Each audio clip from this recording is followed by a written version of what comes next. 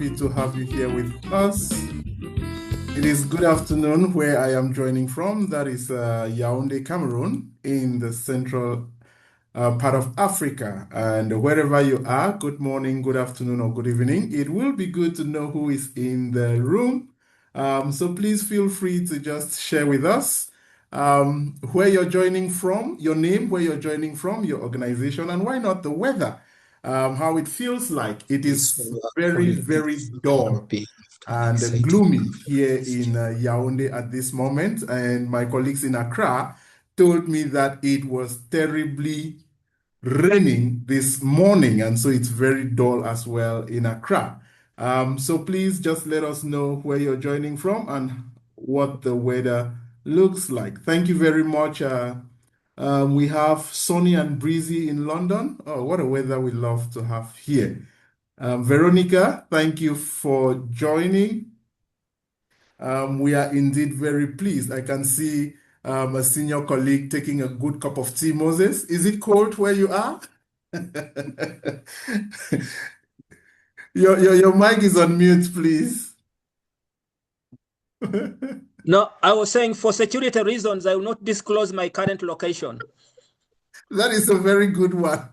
Dear friends, dear colleagues, indeed, it is a pleasure always to have you here during these Ringo Connect meetings. It is really a space where, as like-minded actors, we come to brainstorm on issues affecting the system and how we can contribute to make things better for the sector.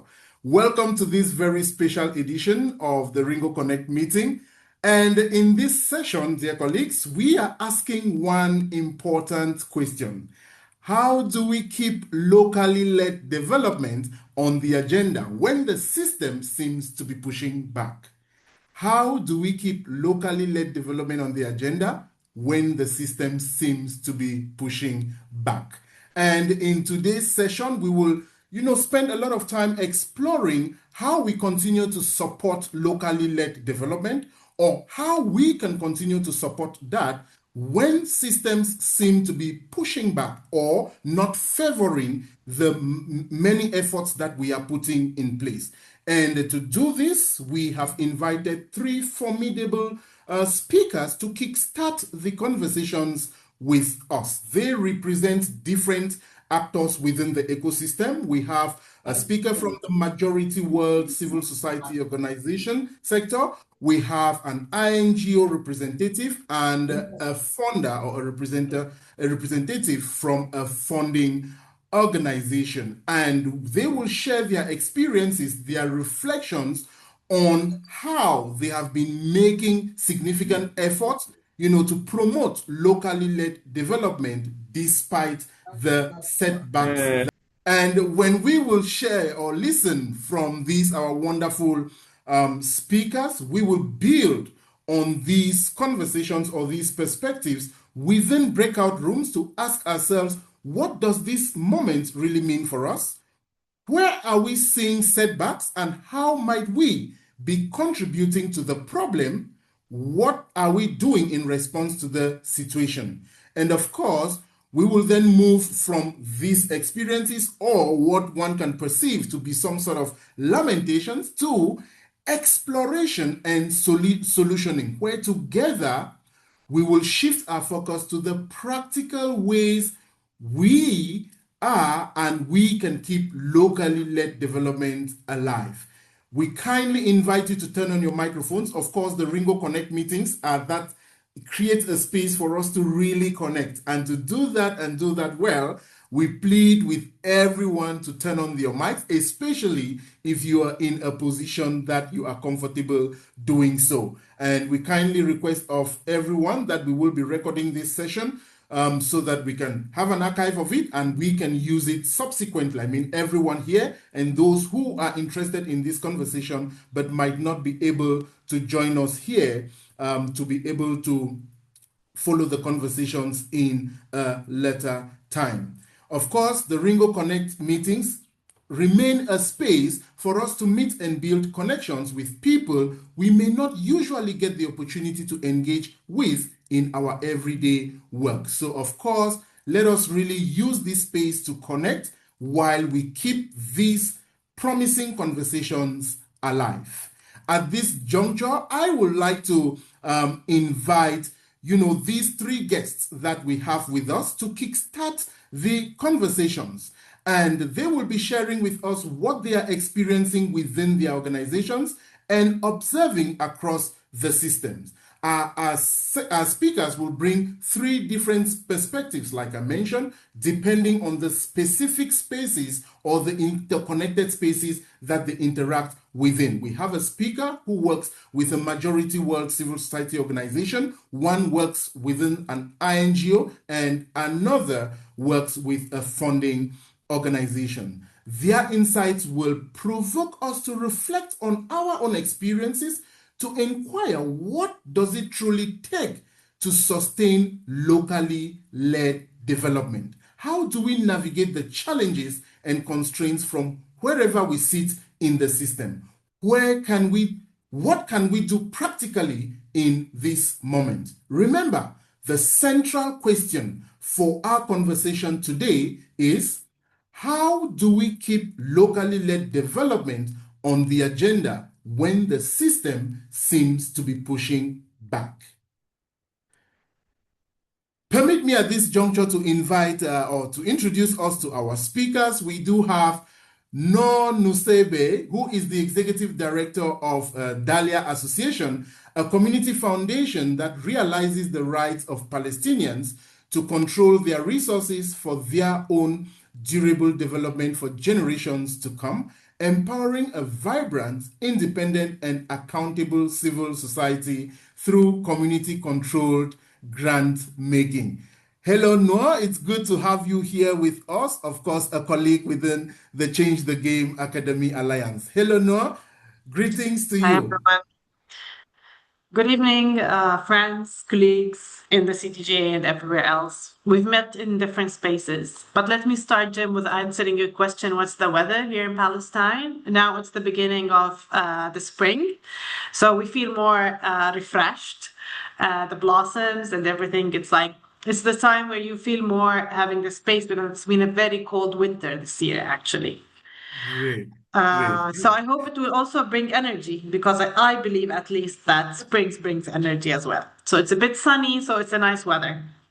I like Um, that. And we look forward to enjoying or tapping from that energy in a short while. And I'll definitely come back to you. Our next speaker will be Bethlehem Mengitu, who is the Executive Director at WASH Agenda for Change. Agenda for Change is a collaboration of like-minded organizations working collectively to advocate for and support national and local governments in strengthening the water, sanitation, and hygiene systems required to deliver universal, sustained access as outlined under Sustainable Development Goal 6. Hello, Bethlehem. Hello, Jim. Hello, everyone. I'm really pleased to be here, and I'm joining you from the sunny and warm Addis Ababa, Ethiopia. I'm looking forward to today's session and also the conversations we're going to have. Back to you, Jim. Oh, thank you very, very much. And the last but not the least, of course, is Tanya Chung, who is the head of Shifting the Power program at Comic Relief. The program aims to change the status quo in philanthropy and development by fundamentally centering locally led, participatory, co-created, democratic, and distributed ways of working. Hello, Tanya. Hi, Jim. Hi, everyone. Great to be here. And yeah, I'm dialing in from London, and it's surprisingly sunny, so everyone's in a good mood, which is really nice. I like that. I really very much like that. And let me kickstart this conversation with you, Noor. And remember, Noor, Bethlehem, and Tanya, we are really here to tease out your perspectives, your experiences on what we can do within the current times, and lean on those or build on those to really put forward concrete actions to help continue our efforts to shift power. No, at this moment, how can we keep locally led development on the agenda despite, the pushing back within the system that we operate in? What are your perspectives on that? And what experience do you hold in the great work you are doing? Good. So, good evening again. In such a time of challenge on all levels, which I believe, which is the social, economical, political pushes that we're facing in the civil society, and I love to call it the civil society because it's the voice of the locals, it's the voice of the people who are citizens living to enjoy at least their life. So I think at this time, the locally led development is no more a choice. It is a decision. With all the failing systems, with a traditional aid system, has proven to be failure. I think it is the time where we can see, especially within the development sector, at least, the freeze of the US aid, the international governments minimizing their support, and then we believe that it is really the power of local people. And if the local people decide, then they can own and they can lead the practice. And here we can emphasize more on the idea of trust base, trusting the community can do a change. And this is the real development. It is the development that builds durability. It's the development that builds sustainability. One of the main pillars of the local led and why it is not anymore a choice, because now people are more resilient. People are more in need of a change, and they are leading a change. The freeze that we saw from the US aid and the other supporters, actually, or the international aid system, traditional aid system, has pushed people to make a change. We have all changed our lives. We have all changed the way we live and the way we do stuff because we know that the resources are much more limited now. And at the same time, people want to live, people want to continue, and people want to resume their choice. So local-led practices, they emphasize on the accountability and trust. And these are the two main pillars that we believe that they will also provide flexible support and solidarity across. In such a time of crisis, especially where I come from in Palestine, it's the time of crisis on all the different levels. We have decided at Dahlia Association that we also want to make sure that it's a space of opportunity. And here you can see the opportunity from the local led. It's the strength of being collectively working together. And it was the best time where we believe in the partnership. And this is much in alignment with what Charles said in his book about partnership, about collectivism, about building the alliances and the like-minded people. We will still see people who believe in the top-bottom approach, but the locally led has proven the other more successful, more impactful results. The other opportunity actually that I see in the local led development was reclaiming the agency over resources, where communities design and manage their own priorities. This creates spaces for grassroots initiatives and culturally rooted who are actually often overlooked by the traditional aid system. And here we can much emphasize on the importance of supporting the grassroots, supporting the culturally rooted initiatives that come from people and they decide the people's needs actually. And they are the part who has proven to have the influence. And we can see that in different causes where happened in Palestine. During the genocide in Gaza, the civil society and the local people were able to give survival. In the community of practice of food sovereignty, we saw how people provided food for each other. They shared the resource. They shared the local resource, even because at the time where the bridges were closed and the borders were closed, people from inside, from the local resources, were able to feed each other and at least avoid being under starvation for a while. So we think this is the power.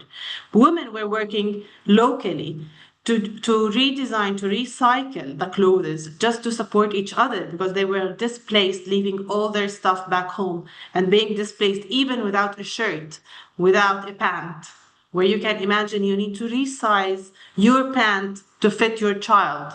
So women were able to do that. And that is the local-led development, the local-led change that we want during crisis, but also without having the crisis. And I hope no one won't pass this such crisis.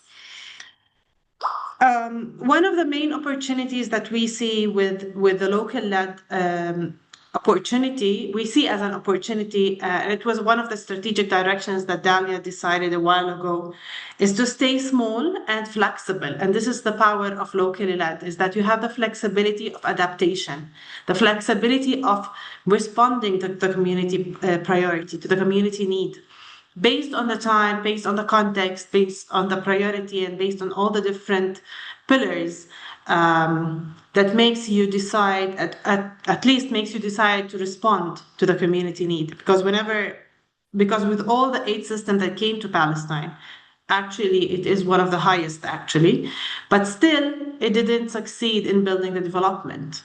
It didn't succeed in making a change, a real impactful change. And that was one of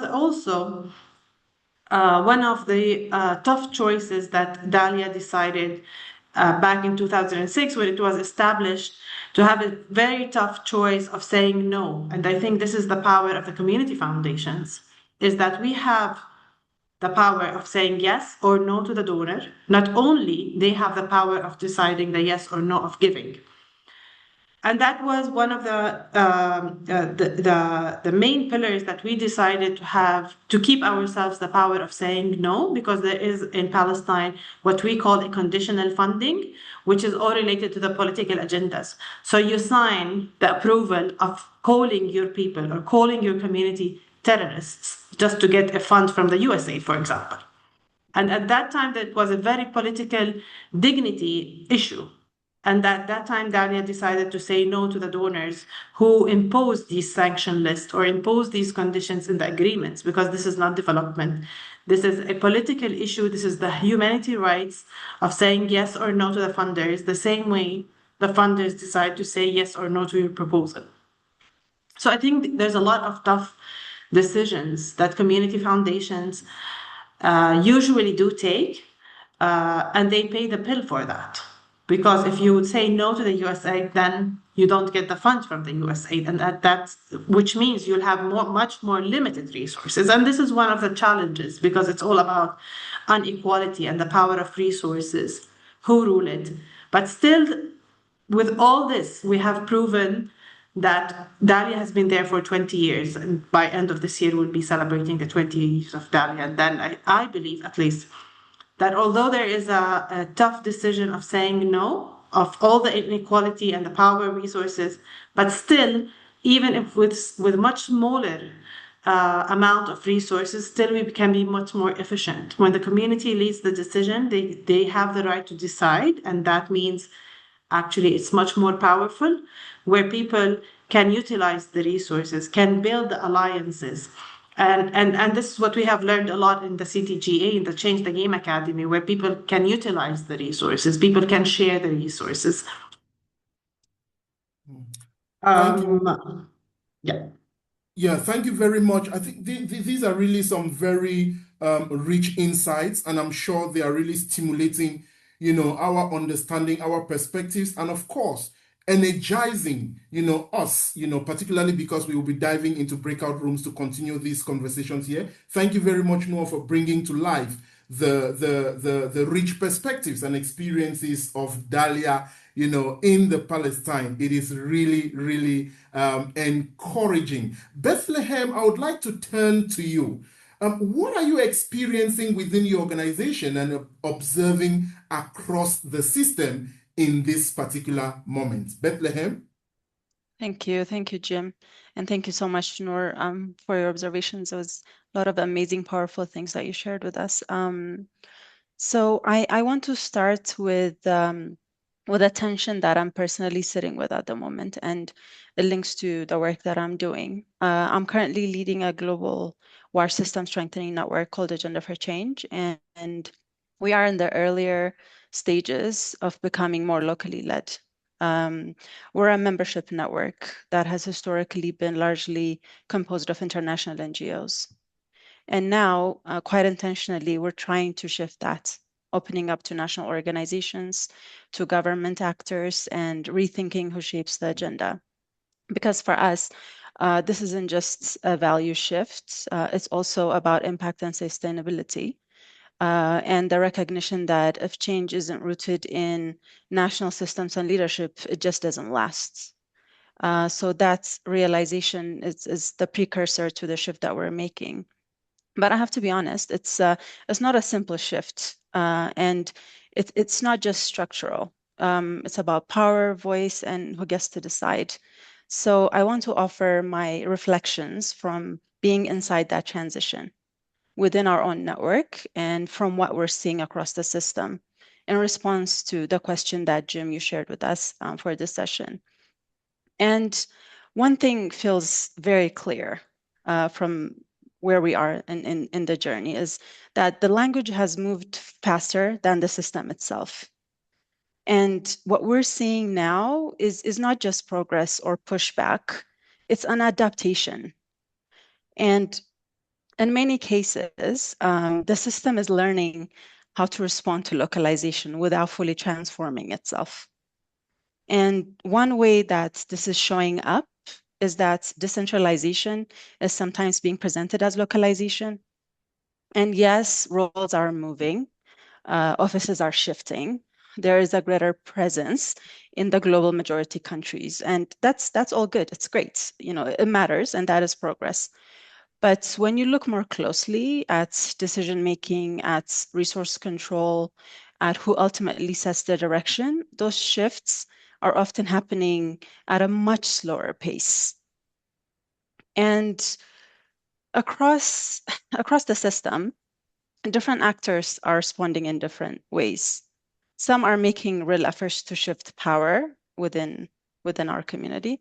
Others are adapting structures more than decision making. And I don't think this is simply about intent, because organizations are operating under real pressures, especially now, because of shrinking funding, institutional constraints, and the need to remain relevant.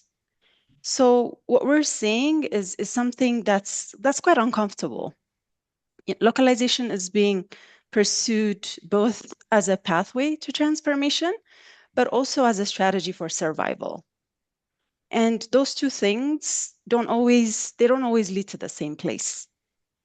But at the same time, real opportunities they're emerging in this moment. We're seeing positive things, more openness to rethinking governance, more space, at least in some cases, for national actors and governments to shape agendas, and a growing recognition that that systems change requires nationally rooted leadership.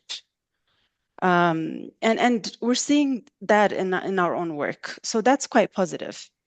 Um, but those opportunities, they've come with difficult choices, because opening up space also means giving up control. It means rethinking who holds authority, how decisions are made, and what roles INGOs play. And those are not abstract questions. These are real questions that organizations have to make a decision on.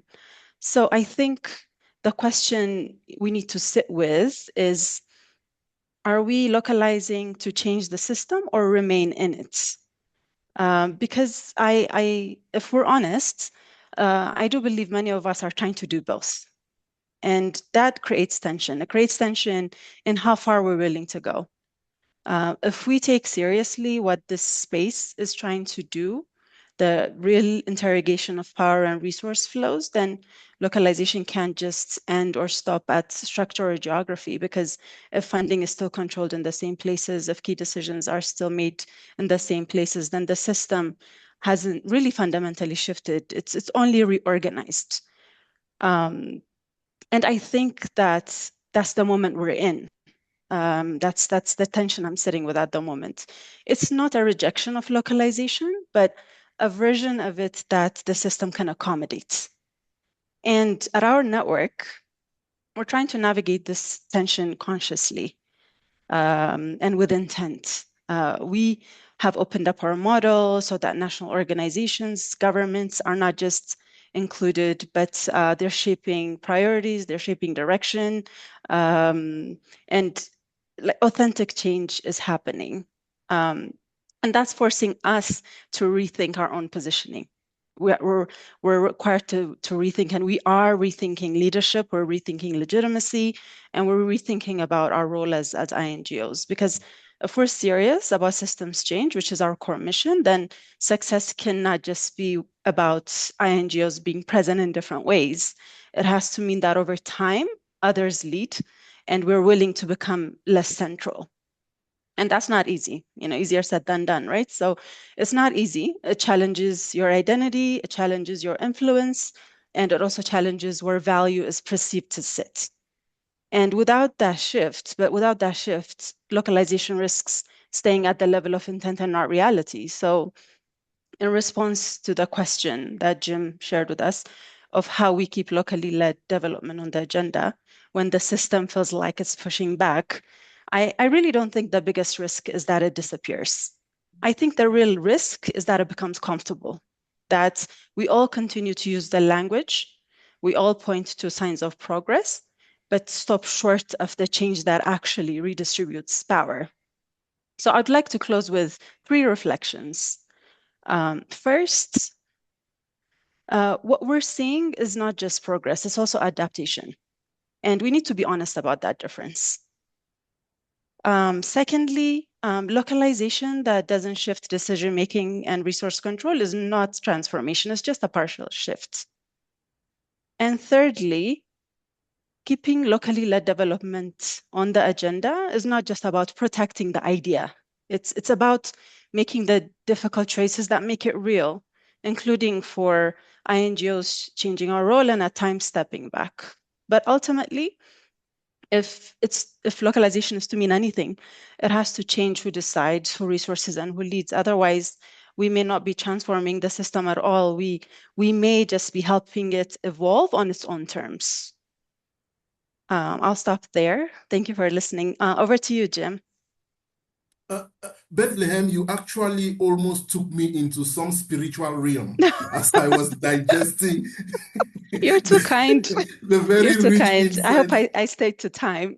I tend to get Thank you. carried away. I almost had to cut it off at the 5th minute, but I said, no, I can't stop this. It will be against, Thank you for so much. As you can accommodating see me. the cheers Thank you so from much. everyone in the room. Tanya, you have actually been at the forefront, yourself and colleagues at Comic Relief, and driving this locally led agenda in a fantastic way as I would see it. But of course, it will be good to hear from you. What are you experiencing within your organization and observing across the system when you are taking significant steps towards shifting power, yet we are appreciating that there are barriers to many of the steps that many like yourself are taking to shift power? What is your experience in the space so far? Tanya? Thanks so much, Jim. And I just want to say I 100% agree and was really inspired by everything that my fellow panelists have said so far. So yeah, I mean, I think we're in a time of flux, right? Like I remember a few months ago, one of our program colleagues and friend Ibrahim Tanko from Star Ghana said something that really struck me. He said, "Civil society as we know it will not exist in 10 years." And it really sat with me because this is really the moment for change, right? And what comes in the next few years, next 10 years will really shape what this future looks like. And will it be a cementing of all that is toxic and broken in the system, as Bethlehem mentioned, or is it a chance to build something that's truly works for communities and local leaders and visionaries and innovators? And I think that unless we do the latter, our sector will and should come to an end. So, that kind of tinkering at the edges over the past decade or two, there have been milestones such as the Grand Bargain. They haven't amounted to much. I've been digging into data recently because we've been pulling together some learning documents, and recent OECD data shows that just 1.3% of ODA goes to CSOs based in global majority countries. And I imagine even less to the very proximate kinds of organizations. And then on top of that, we have the drop in ODA, right? So that's made many organizations in our sector retreat to doing what they think will best shore up their funding so that they survive, instead of what is right by the communities that we all claim to serve. And in this time of shrinking funding, we see many large international institutions that have previously made commitments to, for example, not to compete with local organizations and work in equitable partnership. They're all kind of quietly ignoring those pledges and continuing to do what they feel is necessary to survive. Um, and really, philanthropy is not doing much better either. So, only 11% of what they call cross-border philanthropic funding was channeled directly to local organizations between 2020 and 2020 and 2023. So that's something we've really sat with at Comic Relief, and we've developed a new impact model, which outlines how we think we're supporting change in the world. And this model has locally led change at the very top, guiding all of our work. So funding local organizations is now our default rather than the exception. We fund with long-term core flexible funding. So instead of kind of buying outcomes through project-based restricted activities, we invest in organizations because we believe that they are the engines for change in their communities and societies. And then specifically in the Shifting the Power program, which I see many of our program partners here on the call, which is lovely. We're trying to be very intentional about what we mean by shifting power and make sure that we walk the talk and fundamentally change what are some of the broken dynamics in the system. And so, for example, we've looked at what kind of power do we mean? And over time, we've come to alignment that we mean financial power, which often receives the most attention because it's easiest to measure and it is, the money is important, but also decision-making power, ideation power, narrative power. So I want to talk a little bit about the last two because I feel like we often don't really discuss it that much. So on ideation, it's, like even if we transfer the financial power, so we fund an organization to deliver the program that they weren't involved in designing or ideating, to me, that's not shifting power. So instead, we really explicitly try to focus on co-creation, and that's together with the anchor partners in each country. So I see some of you there, Star Ghana and Waxi in Ghana, Zambian Governance Foundation in Zambia, and Tilatonse Foundation in Malawi. Together, we're always co-creating and ideating together, and they do it in turn with their partners in each country. And by designing together, it's so much stronger than anything we would have come up with on our own. And then the last one, narrative power. We feel this really often gets left out. So who has the power to shape the stories and narratives that we weave? Whose stories get told? How do we shift power in the way that we communicate? So within the program, we've been running a communications lab for the last year together with a number of UK-based NGOs. And we commissioned some audience insights to understand what the British public really think about shifting power. And then together with NGOs, we all ran experiments to test the findings with our own audiences. And we're going to launch the results in June later this year. But to give you a spoiler, it is possible to communicate in a much more progressive way that uplifts local voices without compromising fundraising outcomes. So that's really exciting to see. And then lastly, one of our big areas of focus is on the operational side of making change actually possible. So too often these kinds of conversations don't involve colleagues working in operations. So due diligence, safeguarding, legal, etc. So when our policy ambitions get stuck there, we're then stuck in internal fights. And so we really need to bring everyone along the journey intentionally and thoughtfully.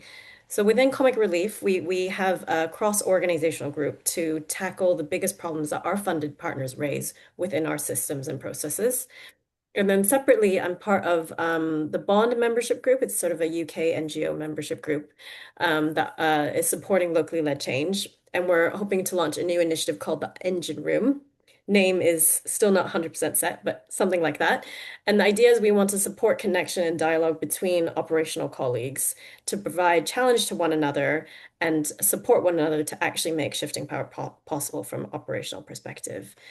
But anyway, altogether, it's, we really try to be intentional about demonstrating internally and externally why this way of working is more effective and impactful. Ultimately, our leadership, we have to convince them that this works and that this is better and that there's value in doing this work. And so we're continuing to build the case and to challenge the misperception and the excuses that are often used in the sector to slow down progress on locally led change and justify keeping things sort of safe. But ultimately, it's not safe anymore. Like our system is crumbling. Oh, money is dwindling. We can't keep going as we're going. So that's why I think these conversations are so important, that we're connecting and building in solidarity, because ultimately that's how change really happens. And I think, if civil society, as we know, really is going to die out, we just need to really work together to birth a stronger and healthier and more equitable and more power balanced future. So yeah, thanks. Thank you very, very much, Tanya, for those very concrete insights that you've shared with us. And what really caught my attention is the intentional effort that you, together with colleagues at Comic Relief, are putting in place to make sure that we actually shift power. And greetings to all Shifting the Power colleagues who are here with us. You rightly said it about the need for intentionality. And I'm sure if we build alliances, like Noah hinted or highlighted, it will really enable us to do more good in the efforts that we are making. In Bethlehem's opener, she made a very strong statement that caught my attention. She said, language has moved faster than the system is changing. Of course, colleagues, within Ringo, we are trying to do our best, or we are doing our best to ensure that we contribute to every effort that will make the system to change towards the direction we want, and of course, faster than language. And so I would want to leave us at this moment to dive into some breakout rooms and continue these conversations within these spaces. And so permit me to invite my colleague Mabel, who will guide us on how to dive into these rooms. Mabel, please. Thank you. Thank you very much, Jim. And thank you so much, Noah, Bethlehem, and Tanya, for setting the tone in such a fascinating way. I'm very sure that our colleagues here have a lot to talk about. I'm sure they have a lot to say, because I could see the reactions when you were speaking. So we would be moving into the breakout rooms, like Jim mentioned. So after hearing the different provocations by our guest speakers, we would also want to hear what each and every one of us is experiencing. So what we say in the Ringo team is that we are creating spaces for exploring and solutioning.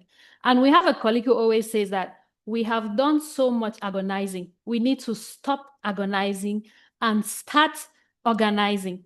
So we'll be moving now into the breakout rooms, and we will be reflecting. We'll just provide some guiding questions on how to respond to the question that Jim has raised right from the beginning.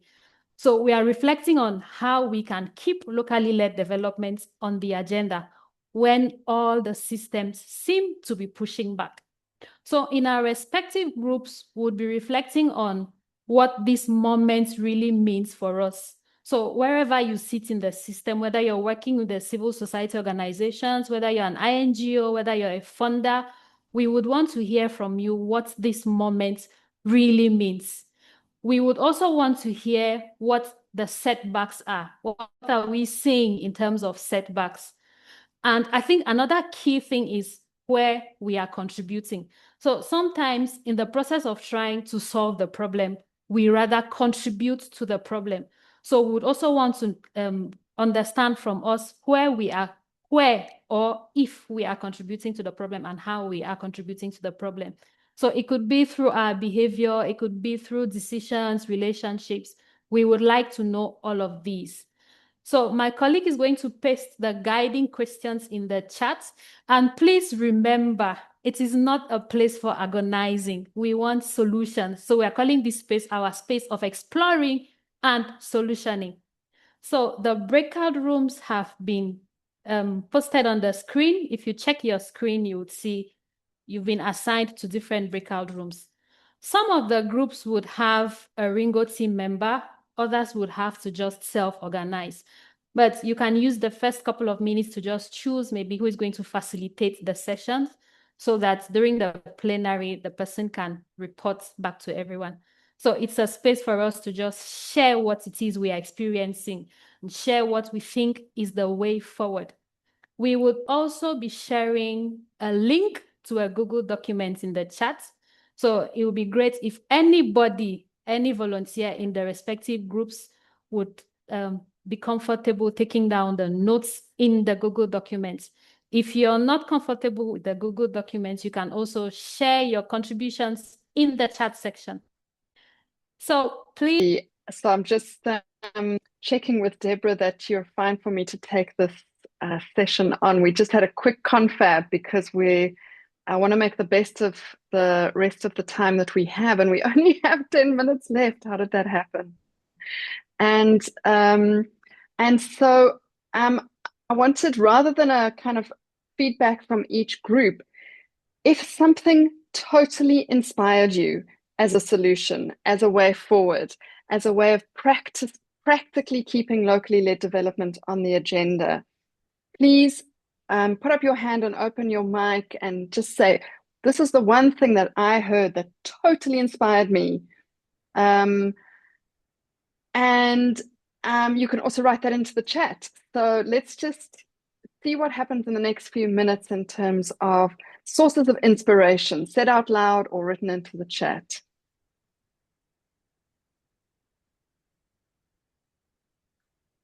Something super practical that's inspiring you for keeping locally led development on the agenda. So I'm happy to go first. I loved hearing about the local call for proposals by Zambia, and I know this is an experiment that's been run. It'd be great to hear more about it, but I'd love to see more places actually taking that approach and saying, this is our agenda. Tell us where you fit. Tell us how you can support. Lovely, Rashmia. Thank you so much. It's exactly that kind of thing. You can see the excitement in Rashmia's eyes as she does this. You know, this is where things get exciting. This is where there's potential. What else?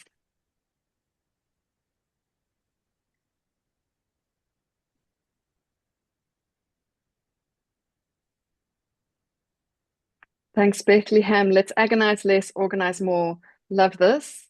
As it's action-oriented, conveys agency. This is how change happens. What else? Please jump in. Rebecca? Yes. I'll try and speak to this because I was trying to moderate the conversation while listening. I work from a structural point of view, which tends to look at the challenges in political economy. But what I heard is one of the principles of localization is that the models exist and that the practice is being built. And so I feel in very real terms, these conversations are so important. And I believe in shaping narratives through these kind of conversations. So I think this is a very practical way to keep the agenda alive. And so I'm not sure that's very, earth-shattering, but like the human-centered design principles and the example that we had from Palestine, those are models that really need to get out there to show this is happening and it can be done. Right. And Wanjiro, as you say that, I'm aware, you're saying the models exist. And what we keep hearing from people in Ringo is, but where are the case studies? And, in the group that I was in, people said it's not one size fits all. That's true. But in the way that Tanya was talking about controlling the narrative, influencing the narrative, it's how do you create the stories and put them out there that inspire people, not to do exactly the same thing, but to know that this is possible and to know that the obstacles that I'm experiencing are obstacles that you've already navigated successfully and you've got stories to back it up. Wonderful. And just while I'm saying that, let's have some of the case studies that have been developed through Ringo placed into the chat as well. So if you want to read about a case study about risk and a new approach to risk and compliance, the whole approach to reverse call for proposals, new ways that are being learned about how to manage questions of accountability and which direction accountability is supposed to flow. Those case studies have been written up and they're also appearing in the chat. This is Jack from Zambia. I think one thing that one of the behavior that is affecting the change is the spirit or the attitude of entitlement by most of us in the global world, or the majority world, where we feel we are entitled to have the wealth come down. I think we have to be honest. The question is, what are we putting at the table? So that even when we're talking about whether shifting the power or money coming down to the majority world, is what is it that we are doing about it? I think that kind of an attitude and behavior brings about the friction that we are likely to see. Thank you. And so, Jack, what I'm also hearing in that, thank you so much, is the need to move from rhetoric to practice and to being able to share those practices. And so several people spoke about creating connections with like-minded organizations where it's easy to share practices and also share the dilemmas. And on that note, maybe it's a good time to mention that one of the offers we'd like to make as Ringo is we recognize that it's really difficult for leaders sometimes to sustain the energy to push these agendas forward when there are so many factors holding them back in their own organizations, sometimes their boards, sometimes their back donors, etc. And so we would like to offer some kind of peer coaching circle to leaders of INGOs and NGOs who are navigating locally led development, bringing leaders together to really think together, to be inspired by each other, to solve problems together.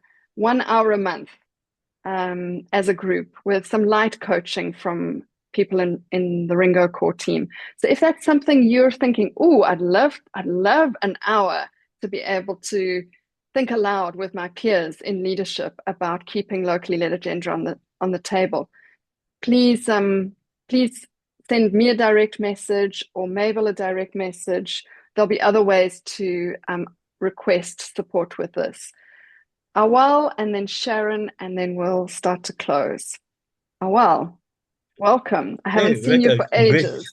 You see, good to see you. Welcome. I think, one of the, behaviors of, say, majority world that we need to overcome is what I call the fear of the master withdrawer.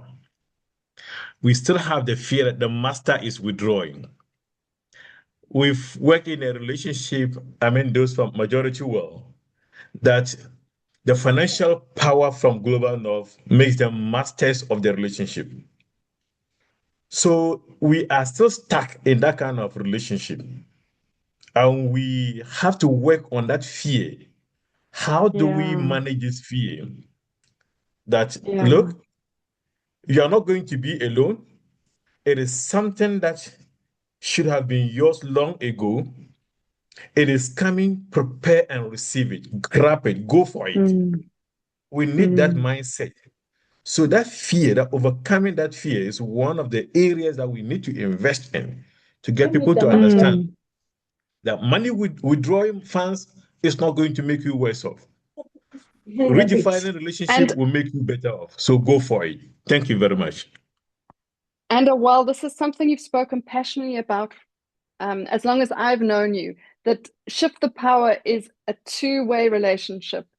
It involves people being willing to let go of power, but it really also involves people really running with the opportunity to take power and not being honest about their fear, but not getting stuck with that. Sharon, let's have a last word from you.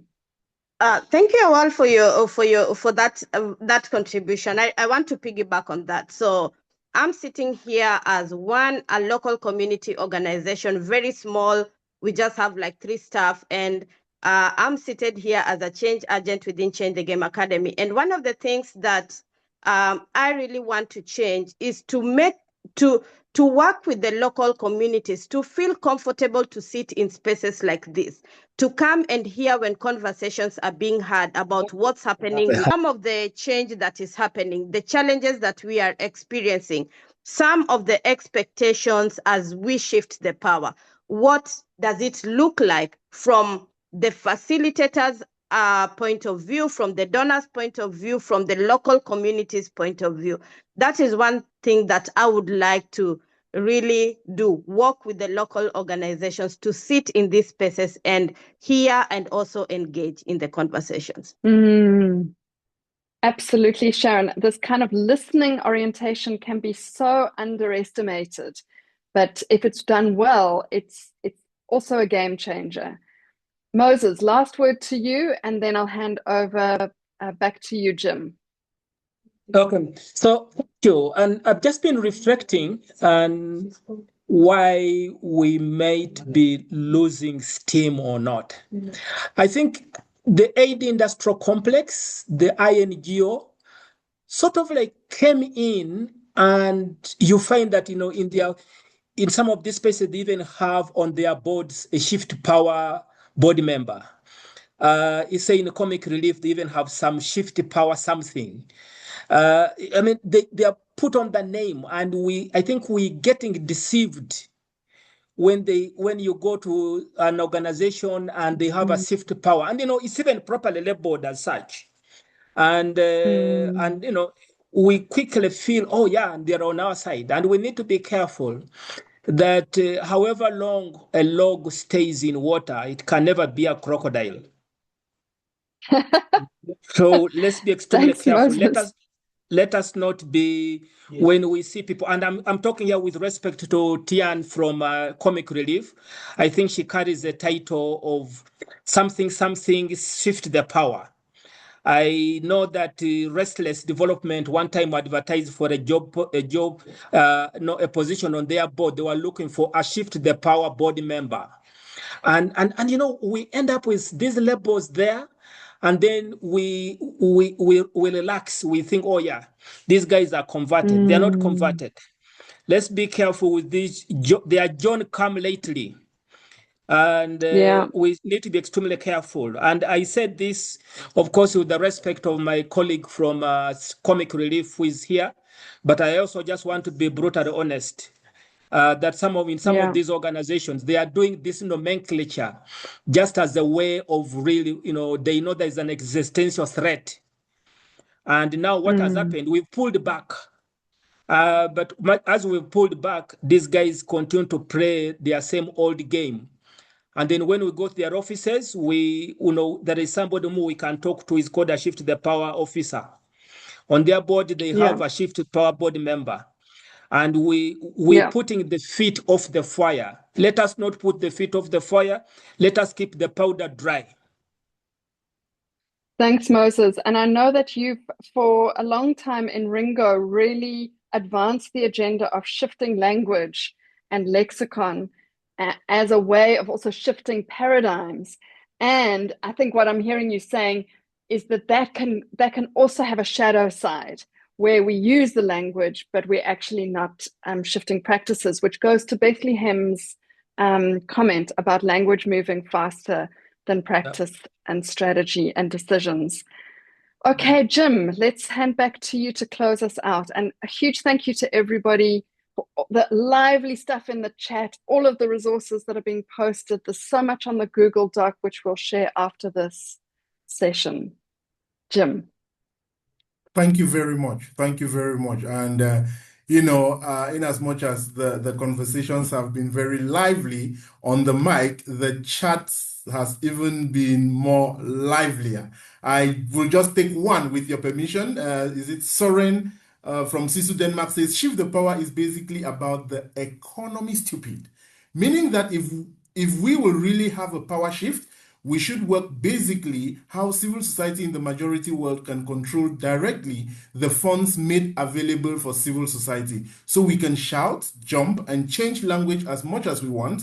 But if we do not come up with funding streams that can be controlled and prioritized by majority world CSOs first, we will not be able to change the system and the dynamics. Colleagues, I would have loved to read many more of these energizing perspectives that are being shared in the chat. Thank you all so much for making time once again this month and sharing with us, connecting with everyone. I can see in the chat room, some of us are asking for coffee, with colleagues. Moses, please take note. I think someone is requesting to have a coffee with you. Please, that is the essence of the Ringo Connect meeting. Find a space to enable us not to agonize only, but to organize, to create space for us to connect with like-minded actors, organizations, so that together we can move the agenda of shifting power or improving the system we operate within in better ways. Our next Ringo Connect meeting will be on Wednesday, the 27th of May at 1 p.m. GMT. So we kindly invite you to save the date and register. Register now for the next Ringo Connect meeting, which will be on Wednesday, the 27th of May. And we equally invite you to join the closed LinkedIn group for the Ringo community. The link has been shared in the chat. And of course, to make sure that we shape the conversations within the Ringo Connect meeting in a way that helps us to collectively align or share perspectives on critical issues that we need to touch on within the sector.